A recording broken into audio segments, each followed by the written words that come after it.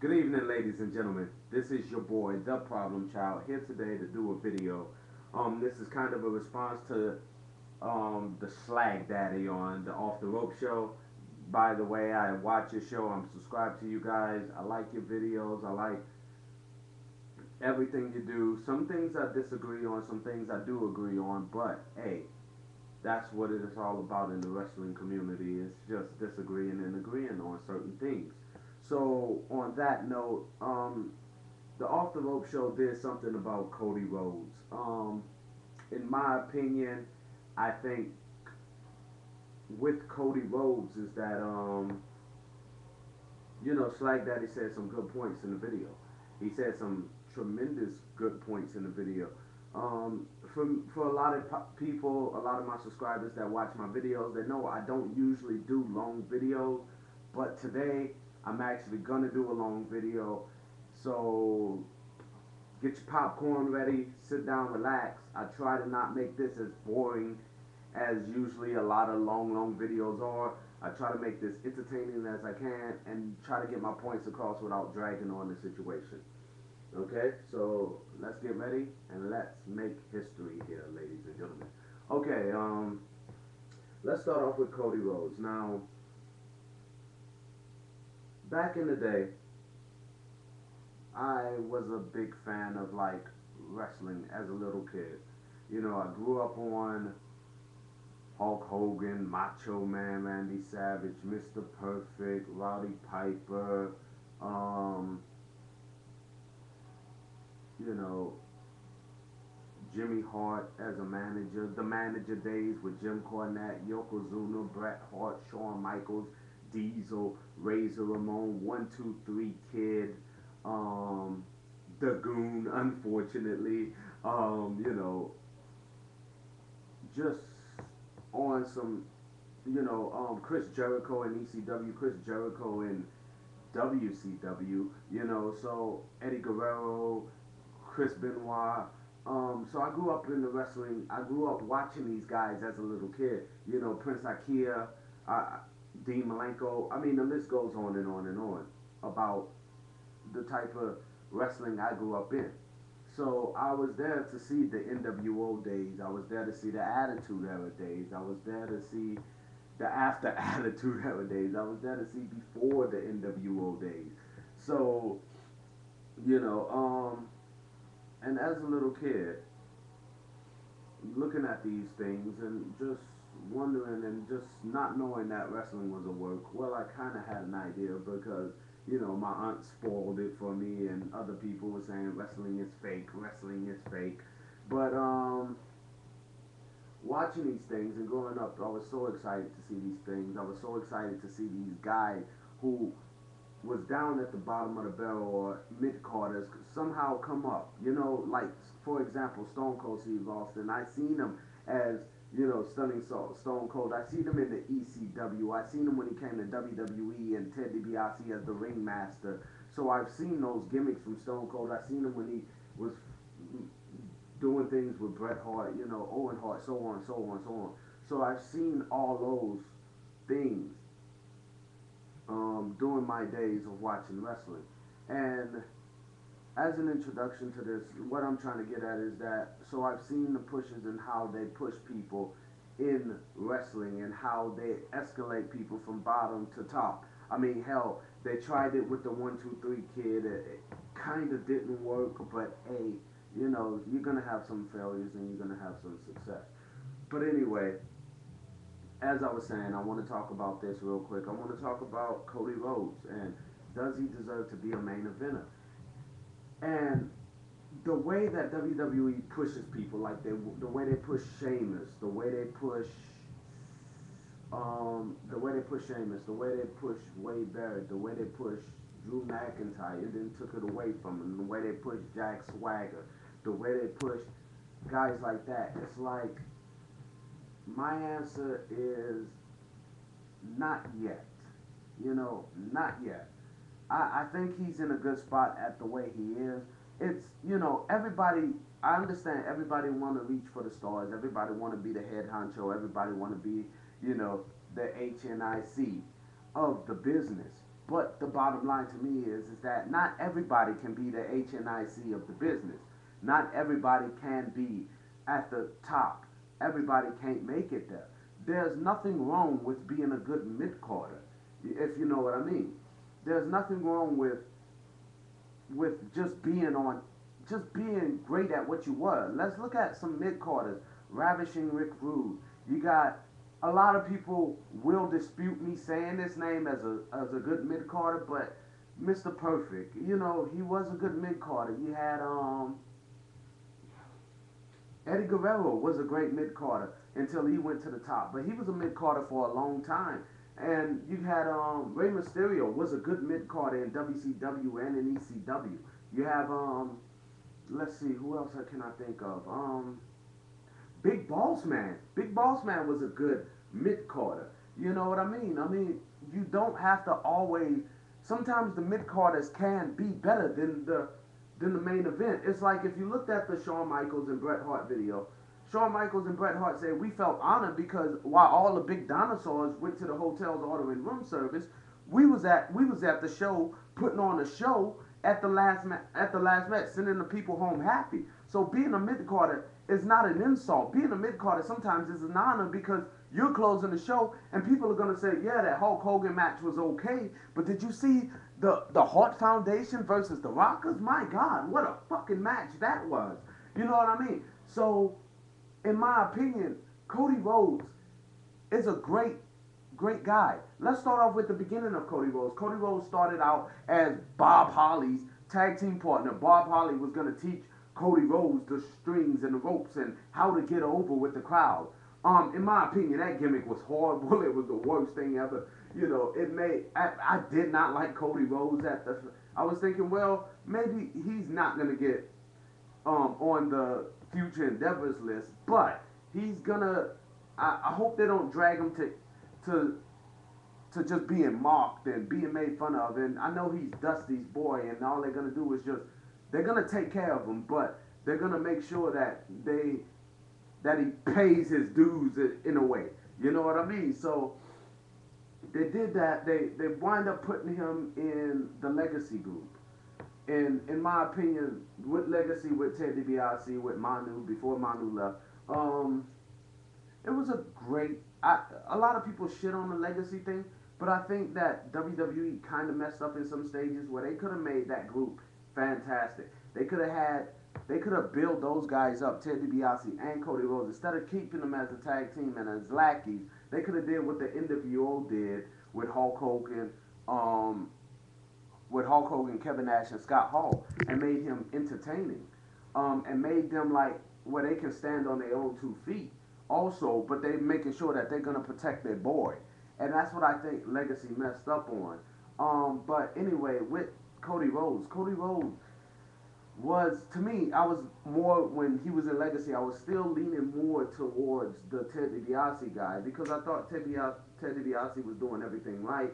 I thought he was fantastic. I thought he was okay. I thought Cody Rhodes would probably been a great cruiserweight if they would have brought the cruiserweight back.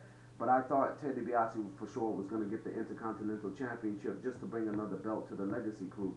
You know what I mean? And maybe Legacy could have brought in more, like the Usos or something like that, as a legacy.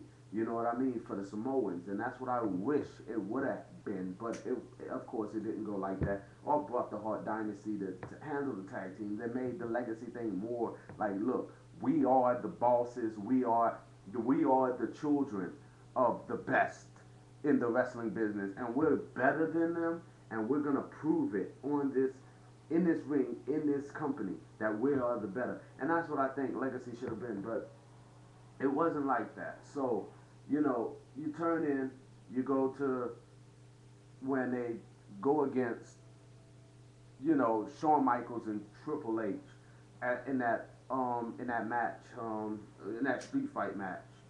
For me, I felt like, okay, I was scared for these guys because I was sure Triple H was gonna bury these guys like he does everybody else, like he say he doesn't, but he does. And I will be making a video right after this about about your boy Triple H, and that's gonna be another video. But anyway, Anyway, as I was saying, I was sure that he was gonna bury those guys, but he didn't bury them. He didn't take the pin, he didn't take the submission, but Shawn Michaels laid down for those guys, and I give a lot of respect to Shawn Michaels for doing that. And I thought that, hey, now these guys are coming up. Now these guys are getting big. They're getting big in this business. Now they're more than just the sons of Dusty Rhodes. They're more than just the sons of Ted DiBiase. Now they are the the new generation. They are the new guy to watch out for in the WWE. You know what I mean? Like they got the pat on the back for Shawn Michaels. Like Shawn Michaels saying, "Look, I can lay down for these guys because I believe that they're gonna carry on when I leave this business." So that was exciting. That was great for him to do something like that. But so we fast forward, go ahead and go through the buildup of when Legacy gets when Legacy is breaking up now, and Cody Rhodes and Ted DiBiase are together, and Randy Orton's on the other side, and it comes to WrestleMania. Now, in my opinion, I would have thought either Ted DiBiase or Cody Rhodes would have won it. But you know what happened there? I thought Ted DiBiase was getting a bigger push, and they was gonna bury Cody Rhodes again because what happened to Cody Rhodes? The same thing that happened to Ted DiBiase, but it wasn't at WrestleMania. Um, Cody Rhodes get punted in the head by Randy Orton, and Randy Orton beats Ted DiBiase 1, 2, 3, 1, 2, 3 in the triple threat match. Now, in my opinion, I thought it was going to be Ted DiBiase or Cody Rhodes, so that way they can stand tall and be like the braggers and be like, look, we took this guy out. We took out your world champion. We took out the guy that was a world champion. See, without us, Randy Orton wouldn't have been shit. You know what I mean? But instead, they didn't. They went with the safe bet and letting Randy Orton get over at WrestleMania like he really needed to get over some more again. And it really just really hurt the company and it really hurt the business and it hurt the pushes of those guys. I mean, look at what happened to Ted DiBiase and the mediocrity with Maurice, who basically wasn't getting him over, who was probably the worst valet in the history of valet, who, thank God, is out of the fucking wrestling business for eternity, hopefully. And what happened to your boy? And look what happened to Cody Rhodes. Cody Rhodes was out for a second, but then Cody Rhodes came back, and Cody Rhodes was doing the dashing gimmick, the gimmick with the towels and stuff. And I just thought, Jesus Christ, what a fucking joke this is. You know what I mean?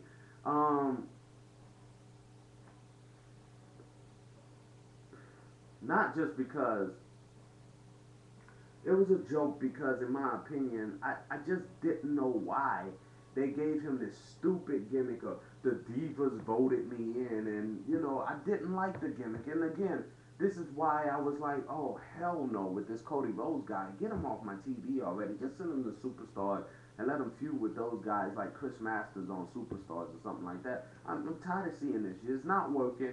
I understand why y'all doing this, because he's Dusty's son, and he wants to give a push to another son that he couldn't do with his other son, and everybody knows who his other son is.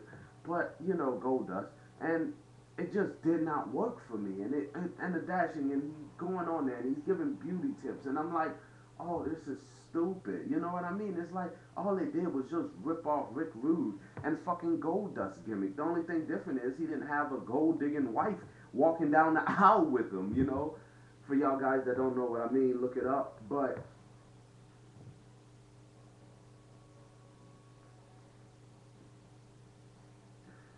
I mean, it just didn't work for me. The gimmick did not work at all, and I was just feeling so bad for Cody Rhodes at the time. I didn't like him, but I also was feeling bad for the guy. So then we get to another build-up, and we get to the build-up where Rey Mysterio goes out there and he hits him in the face. He hits Cody Rhodes in the face with the thing, and Cody Rhodes come back with the mask, and then all of a sudden he start talking in his monotone voice. Which basically Chris Jericho is right.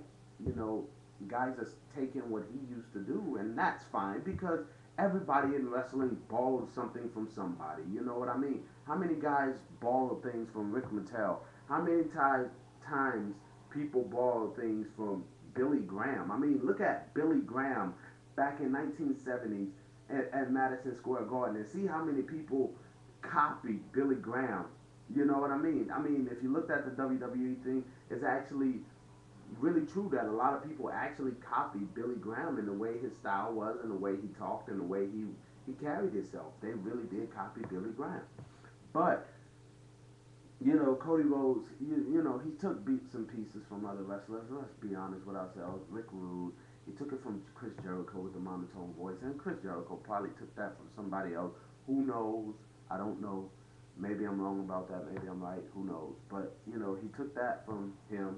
He also went around and he had the mask. He was cutting his Phantom of the Opera, Doctor Doom with the hood over his head. And I thought, hey, this gimmick is kind of cool. You know what I mean? He he's portraying something, he's doing something, he's trying to work hard to get over with the crowd, to be a good heel, to make sure that he's out there and he's doing the job that he's supposed to do. So with that, I was very happy to see that. You know what I mean? I was very, very happy to see that. So and then we go ahead and he's versing Rey Mysterio at the what you call it at WrestleMania. The WrestleMania match was great. I mean, my God, you're talking about a good match. And I was rooting for Cody Rhodes for the first time in a long, long time. I was rooting for Cody Rhodes to beat Rey Mysterio, and he did. He did. He did what he had to do. So after that, he goes ahead and he goes and he beats Rey Mysterio again in Extreme Rules. So that was a good match. It wasn't to me. It was an exciting match. It wasn't exciting as the WrestleMania one. To me, I thought the WrestleMania one was better, but that's just my opinion. So he goes ahead. He does that. He wins at that again. And so I'm gonna fast forward all that of what other things that he was doing, and we're gonna go now to where he wins the Intercontinental Championship. An exciting time. I was happy that he got the title. I was happy that he finally, finally got what he deserved. And this is years and years of build up. The way that we've been complaining about wrestlers need to be built up instead of pushed in our faces, you know?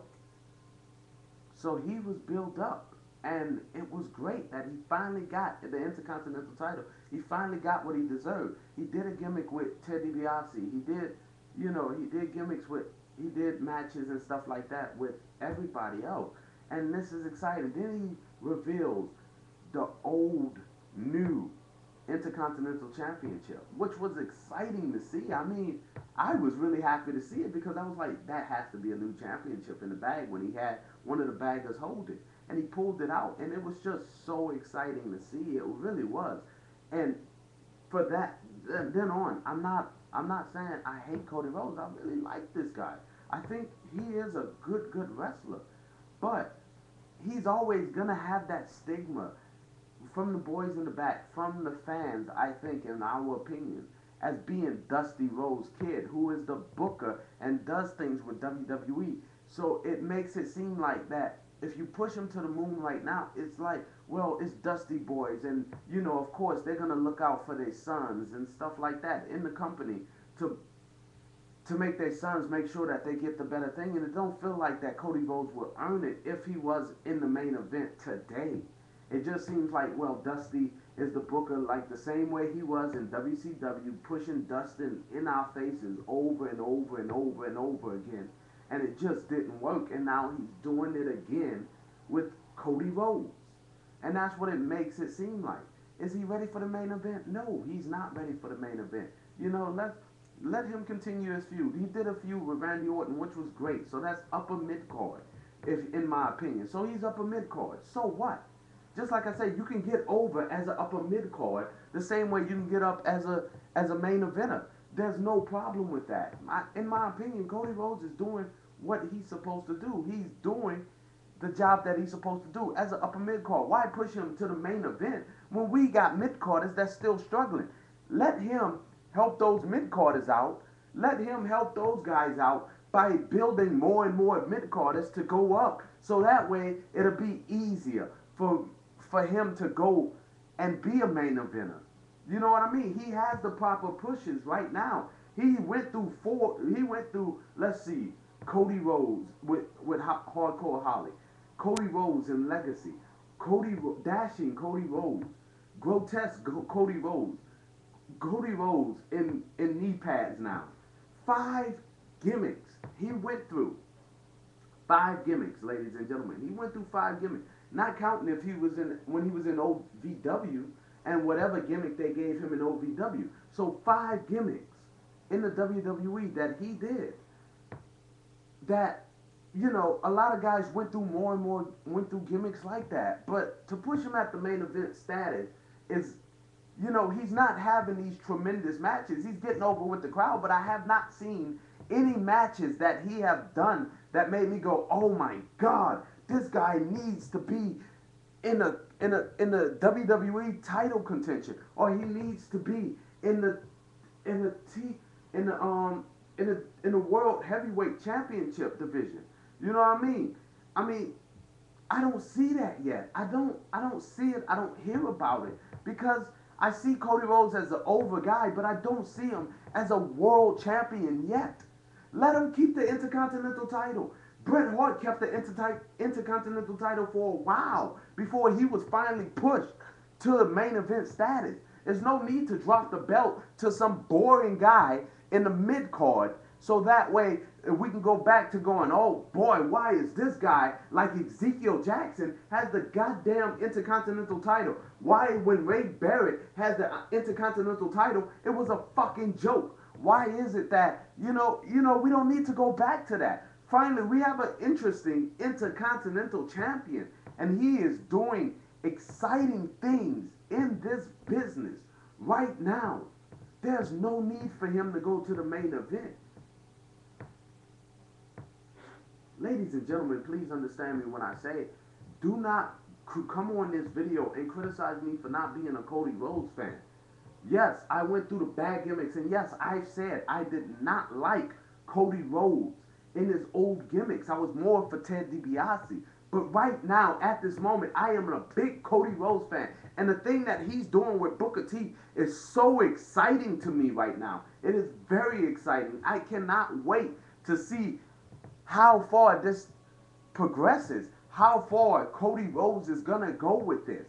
And I mean, this is going to be a fantastic story in my opinion if WWE does it right.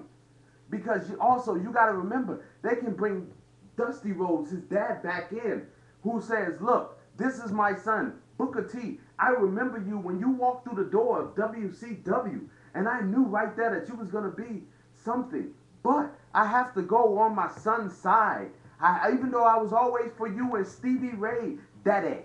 But you got to understand, man, that Dusty Rhodes got to watch out for his seed, baby. So I can see a good storyline with him and Booker T. And Booker T probably will win it, but there's nothing wrong with that. And then they can probably have a rematch and Cody Rhodes win it. There's nothing wrong with those things, in my opinion. And I'm looking forward to it. And I'm looking very, very forward to this. And I can't wait. I can't wait for this to progress. So in my opinion, does Cody Rhodes need to be?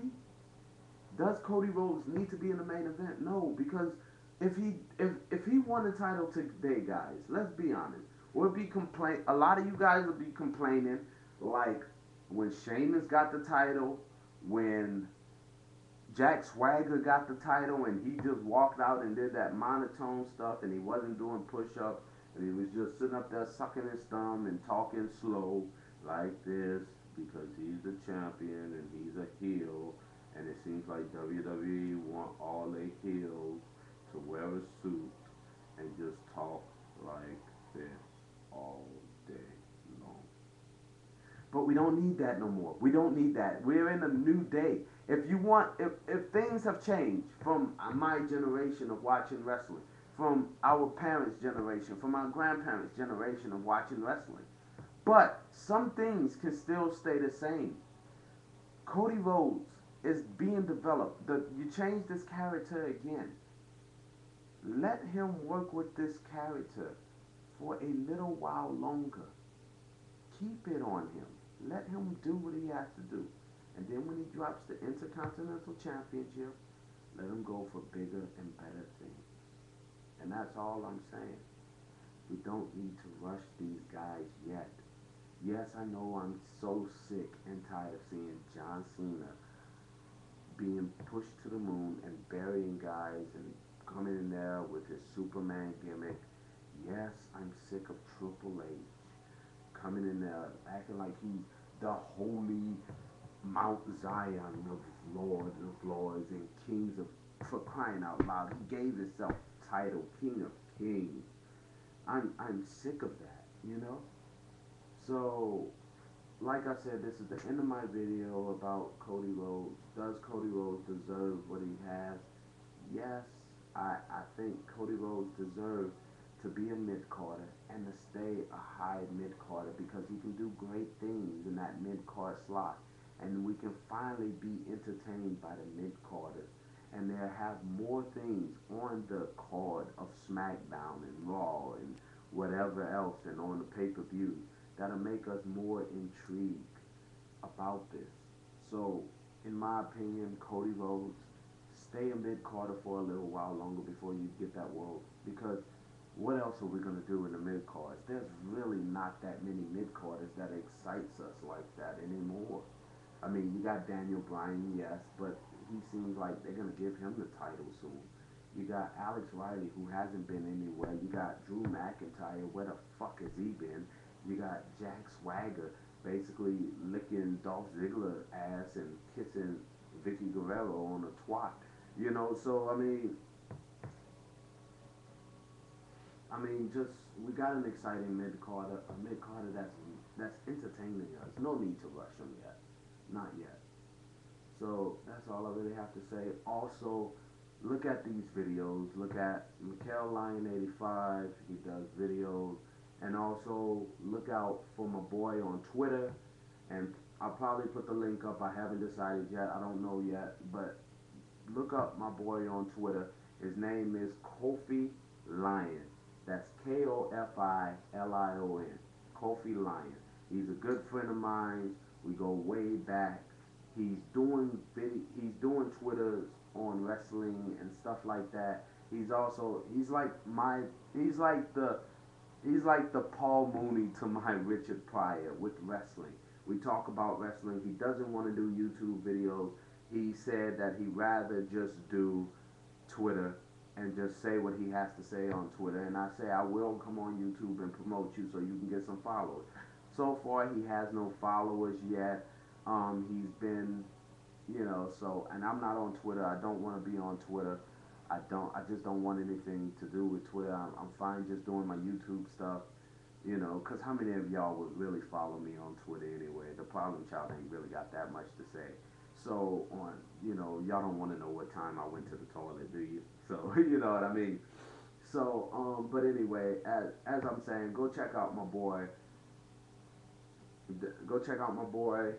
um, Kofi Lion on Twitter. That's Kofi, Cofi, Lion. Yes, he has the same name as Kofi Kingston, but that's also his real name too. So go check out the boy Kofi Lion, and I hope y'all really do, and I hope y'all look forward to it. And I will be making my video on Triple H. So Slag Daddy, you got your video out of me because I've been wanting to talk about Cody Rhodes. You just beat me to the punch. And I hope this video wasn't too long for you guys. If it was, I'm sorry. I hope you watched the video all the way through. And please comment and please subscribe if you haven't heard about me. Subscribe to this video. Subscribe to my YouTube channel. Let's make history, guys. Let's go ahead and let's comment and let's talk wrestling, guys, because the problem child is back to talking about wrestling. He will be doing other things, but I'm back, and you better watch out, guys. So this is your boy saying peace, one love.